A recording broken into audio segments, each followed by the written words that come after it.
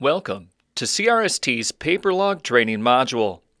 The information regarding this training can be found in your driver handbook, pages 77 to 98.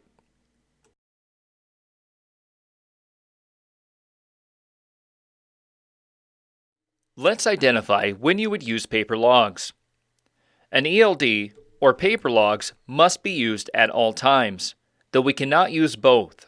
So in the event that the ELD is not working or has gone down, we must begin using paper logs and start them from where the ELD left off. Now, let's identify our status lines, 1 through 4, starting with line 1, off duty. Off-duty time is time when the driver is relieved of all duties and responsibilities by the motor carrier. During such time, the driver is at liberty to pursue activities of his or her own choosing. Note, CRST does relieve a driver from duty for meals and breaks, provided the driver is not required to remain in attendance of a hazardous materials or high-value load.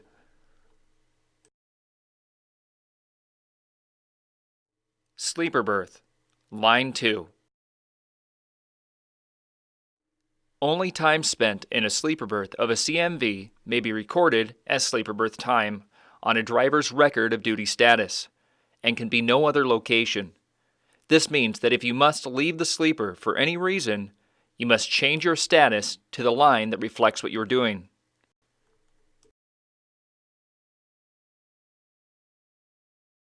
On-duty driving, line 3. All time spent at the controls of a CMV in operation. Waiting in traffic or stopped due to an accident is driving time. Weather delays, having to slow down for conditions, is driving time. Waiting to get to the fuel island is drive time until you actually park the vehicle and begin the fueling process.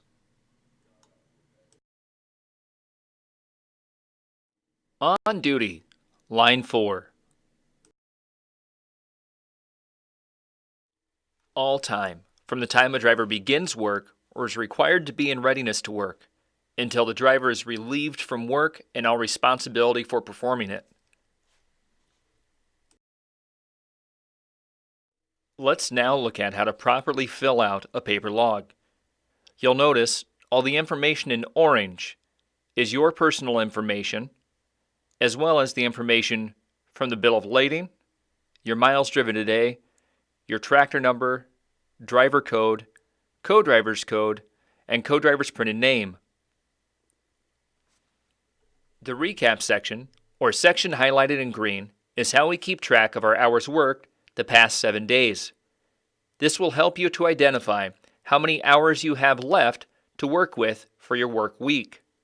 You'll see here, lines 1 through 6 are 0, and line 7 is 9, which was carried over from our hours worked the day previous. Box 1 is total as 9 because that is the total of lines 1 through 7. We then take that number away from 70 in box 2, which gives us our total hours available today at 61. The graph section, or the section highlighted in blue, shows our use of the status lines 1 through 4 throughout a daily trip. Below that, in the remarks section highlighted in yellow, you'll see that we flagged each change of duty status with city and state and a brief description of the work.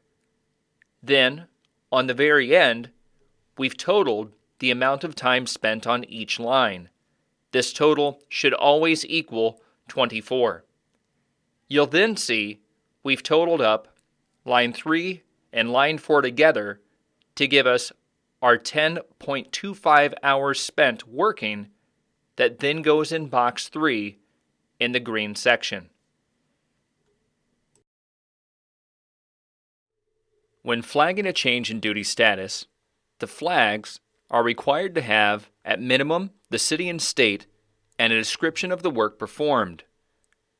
Any change in status that is 15 minutes or more must be flagged in the remarks section. Be sure to keep your current day's log plus the previous 7 in your possession. Scan in any completed logs with the next TransFlow, and be sure to retain the carbon copy. For questions or help, contact your driver manager or reach out to Fleetworthy at 888-474-0241.